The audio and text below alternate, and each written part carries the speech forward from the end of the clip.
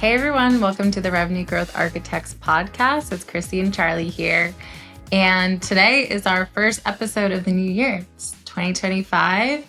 And, historically, we've always done some predictions for the new year. And so we're going to do a little bit about that today and then dig into our normal segments with GTM or GTFO and then one of our listeners and viewers' questions. So without further ado, I think we get right into it. So predictions, like what's happening in 2025. We don't have an extensive list. We have a few just for you and want to chat through. So Charlie, what's your first prediction?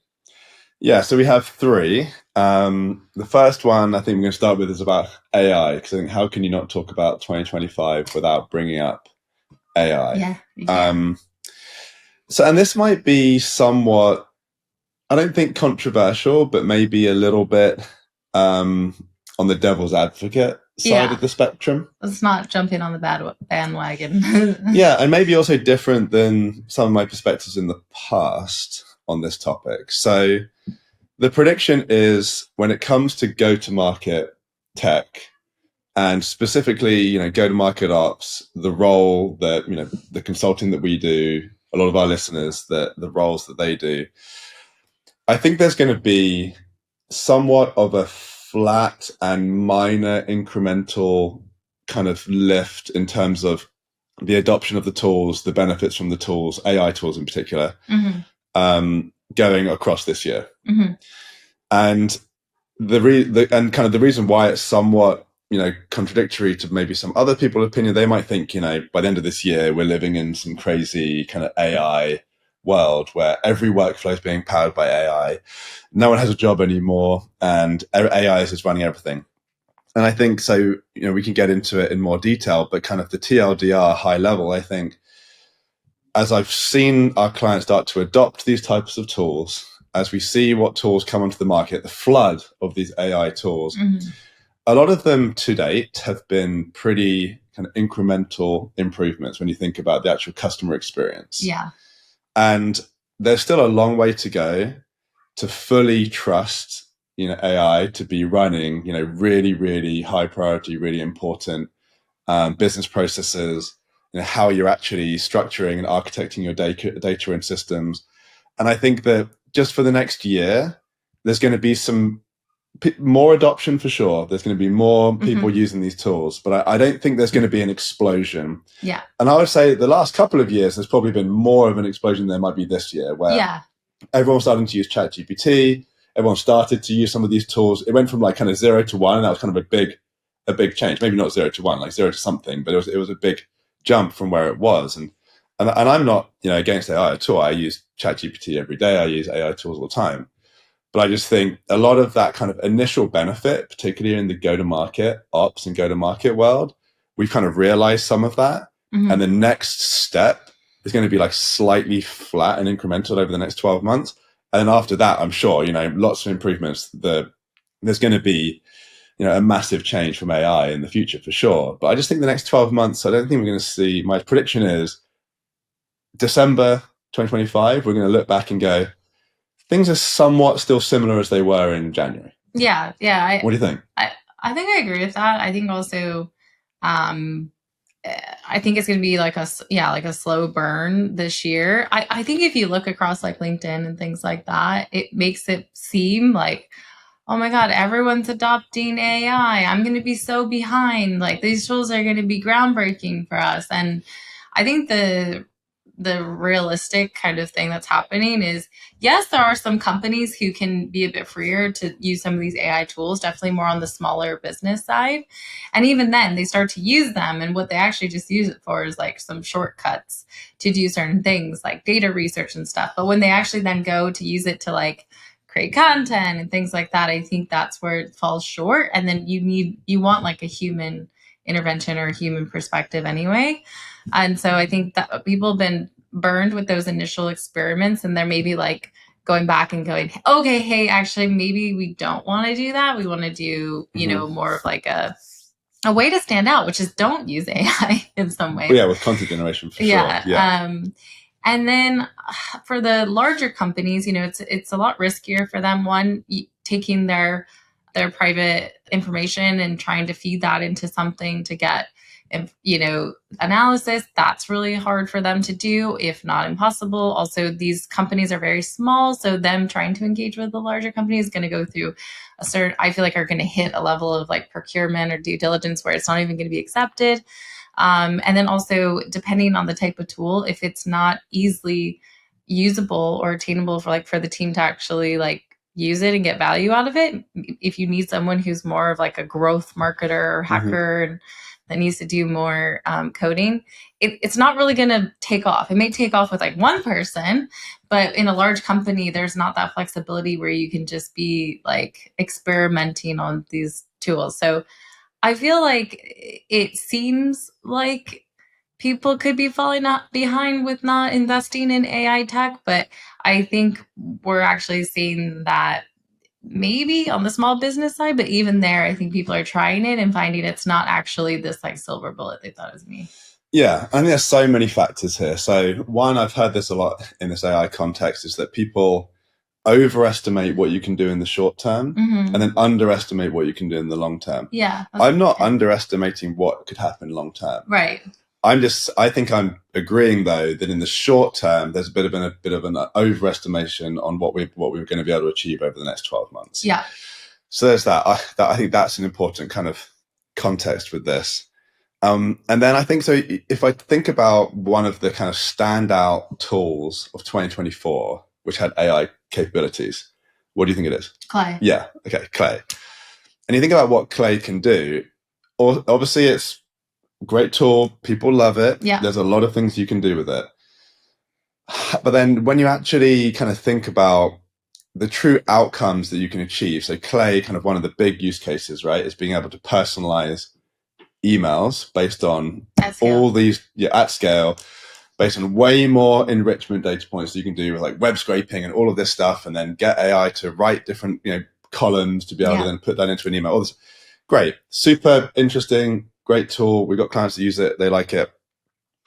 We're going to get to this actually in the second section, the GTM or GTFO that I'll show you. But is even email personalization a massive game changer when it comes to what we're doing, like in terms of go to market? I would say it's just there's a law of diminishing returns with email personalization. So the more you can push that, you could have the craziest, most personalized email for anyone, but how much better actually is that? And we're going to get to that with the later section. So I think with some of these use cases, it's almost like super cool tech, but actually how is the customer experience like infinitely better? Yeah. And I think we're going to find that with a lot of things. Like I showed you an example of Strava, right? So anyone who uses Strava, the app where you can track like your runs and workouts and stuff, they introduce athlete intelligence, like AI. Pretty clever name, actually, athlete intelligence. Anyway, it's kind of like Apple intelligence. Marketers still deserve the big bucks. Anyway, so but when all it does, right, is when you go onto your Strava workout, it just summarizes in text what you did.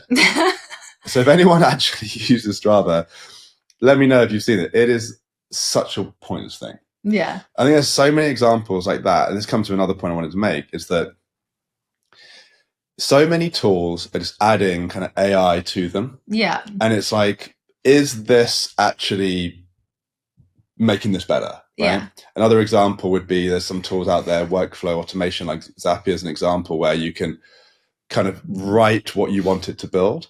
And I've tried using it, but it never actually builds what you need. You always still need to go in and like actually build the different steps in there. So I think there's a lot of these like add-on things, and that's where we are right now. It's like there's like some AI like native tools that are kind of interesting, like Clay, but like are the use cases really that game changing? Yeah. And there's all the existing tools adding AI into there, and that's good.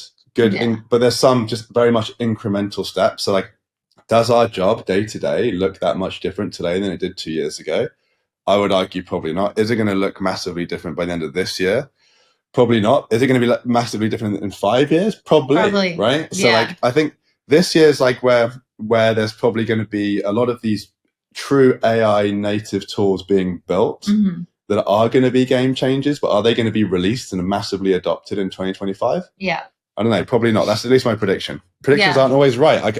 I'm willing to be proven wrong on this. So I was going to agree with that. I was going to say, like, if you see the standouts of AI, it's the tools that were like created natively. Of like, the whole goal is to use AI. For the ones where it's like, let's just tag on AI, then it's like, nah.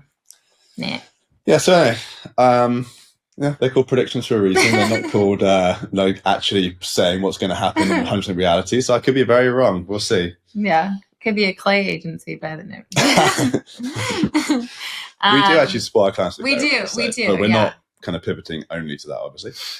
Okay, so for me, I think we both agree on this, but I feel like my second, or our second, whatever it is, but prediction would be around spending on operations, like go-to-market operations, RevOps. And I think that that's going to go up in 2025. And I think it already has gone up a bit if I look at the signs in the later half of 2024.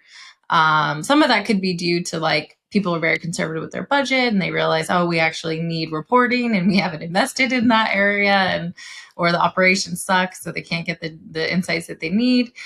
So that's part of it. But I also think that, just with like a stronger market and things like that, I think there's an opportunity to invest more there. But I feel like there's a nuance to that. I think that companies are going to be kind of more open to investing in support in that area, more investing in maybe the right technologies in that area, the right data, still being very selective, but not just totally abandoning it in general. What do you think? Yeah, I agree. I mean, a lot of the signals that we track as a business that essentially sells these types of services, everything is kind of ticking up and strengthening. So I think that is a signal on just in general, wallets being opened a bit more for operations after wallets never were closed over the last couple of years, but compared to like 2021, where there weren't even a wallet, it was just like people just throwing money at everything. But it was, people got a lot more conservative over the last couple of years. And they really were putting money, into like sure things and not, I guess it's always good to put money in sure things, but really kind of almost too conservative. Yeah.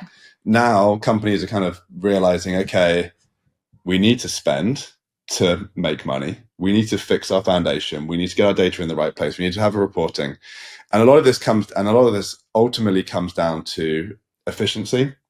So I would say, to your point on the hiring side, what I'm hearing is companies, headcount is flat, and actually related to our last point around AI, probably one of the things that is changing because of AI is hiring. Yeah. Like I think there is a lot of kind of conversation, rightly or wrongly, around, well, we should be able to do more we want to do more with less. Now we have AI, it should be able to help us do more with less, right?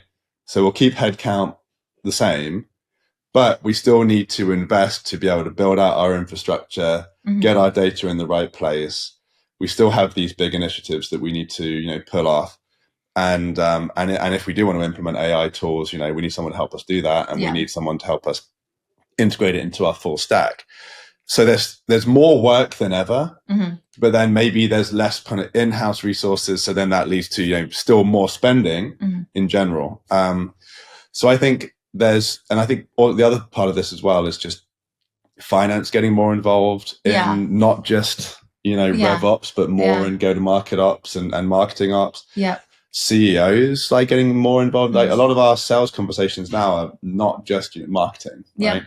So I think there's more interest. People are realizing that they need this function to be strategic, well set up for success. Yeah. They need to spend money on it, more money than they have the last couple of years. So that's going to tick up, but it's going to be interesting to see where those bets are placed, whether it's placed with in-house or other areas to place the money. Yeah. Yeah. I think a popular saying with like agency work is like fast, cheap, or good. You can only have two out of those three. And I think that companies have kind of realized that also internally, where they maybe did scale back their operations, they did scale back their team, they put a junior person in, and so not only things moving slower, but it's not very good, but mainly slow. So even if you have one really skilled person, they can't do all of that work. And then there's things that are actually really important to the CMO and CEO and CFO that are just not getting done because they just aren't those like tactical things that need to happen, like getting campaigns out the door and so forth.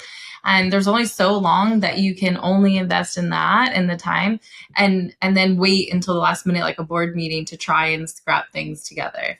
And I do think that when I have conversations with folks, I think there's more of this pendulum swing back into, hey, analytics are really important. So yeah, we put money into sound investments, but we still don't know what's working.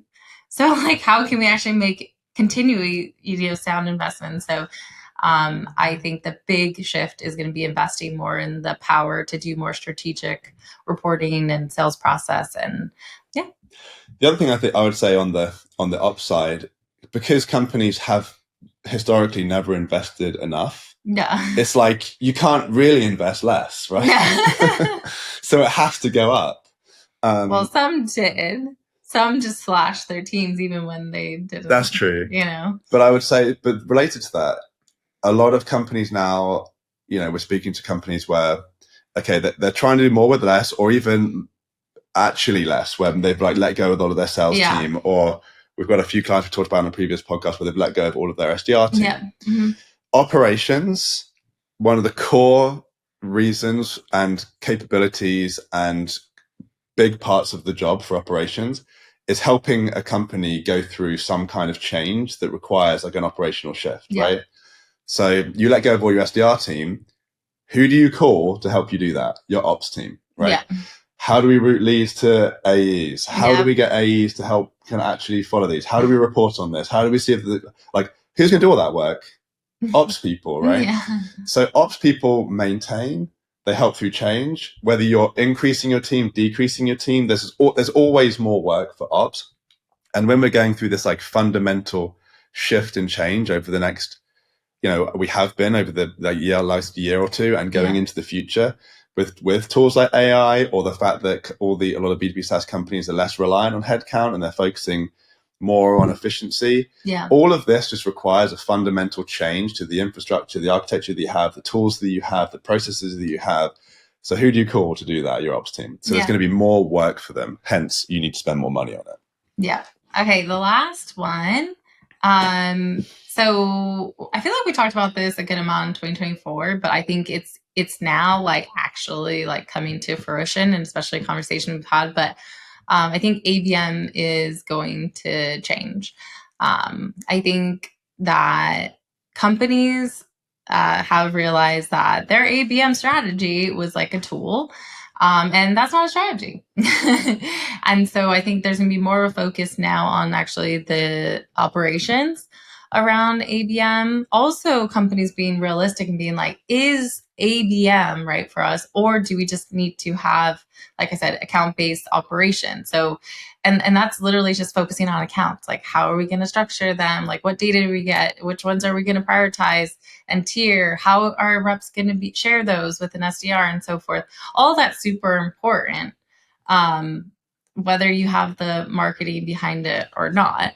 And so I think that's going to be a big focus. And I think a lot of companies also are going to be like, well, I don't need to spend $200K on a platform when I'm just trying to figure out my strategy. And also maybe I can invest more into tools that are actually solving part of my strategy when it comes to penetrating those accounts. And maybe it's not a one-to-one fashion for those accounts. Like that doesn't always work for people.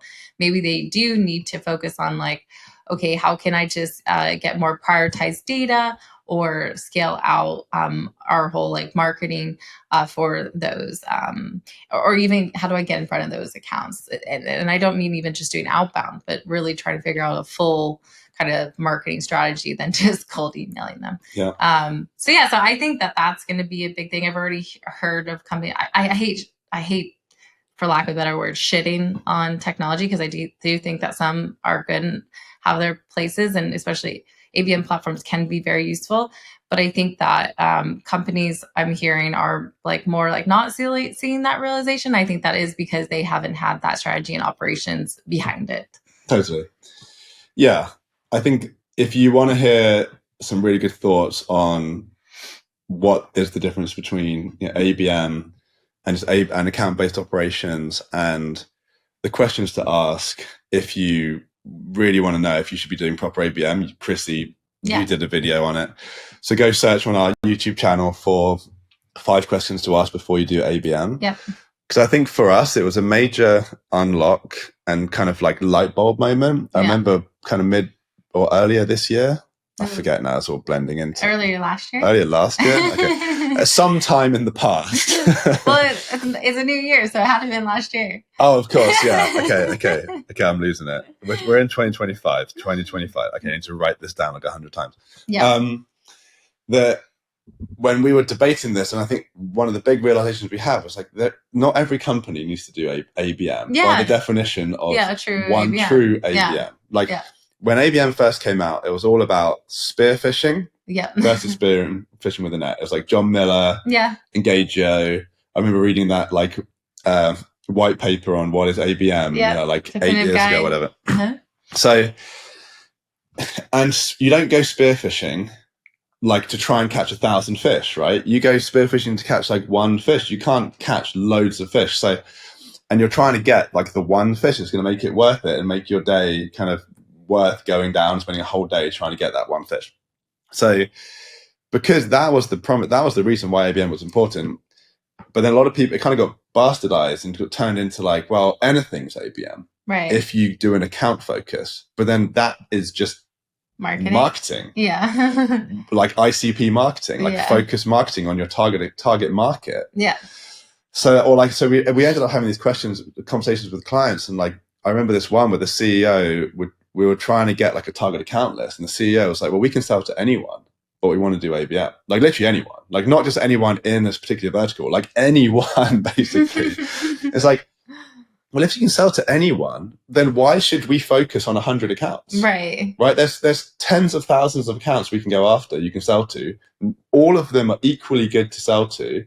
Why are we focusing on just 100? We should be trying to get all of them, you know, aware of your services and try and sell to all of them, because otherwise we're forgetting about the thousands that we could be selling to. So I think companies are going to start asking themselves these questions, because I think a lot of what's happened is they've gone trying to do ABM, they haven't seen the ROI, and now they're like, ABM sucks. Yeah. ABM doesn't suck. It's just not for everyone. If it's for you, it's great. Well, you need the resources. I talked about it in my video. But even if you have the resources, it needs to be a good strategy for you. Right. Yeah. Because even if you can tell to everyone, okay, maybe you do have 100 accounts where the deal size would be way more. Then I would. But for them, it wouldn't though, right? Because every client, every potential account was the same. It was the same, yeah, exactly. So then it's like that doesn't warrant any different. So yeah, so I think companies are realizing that ABM isn't living up to the promise because of these kind of reasons. Yeah. But at the same time, don't throw the baby out with the bathwater. You should be trying to do all the stuff you said about it, like with just having a good account data, having an account funnel, being able to tier your accounts. All of that stuff is just account-based operations. And it's super useful. It's just like the basics. It's just like, I don't know. I think people underestimate like how powerful just nailing down the basics of operations and data. Oh gosh, yeah. It's just like insane. Like when you have that in place, like a company knows that you're able to execute faster. You see campaigns working.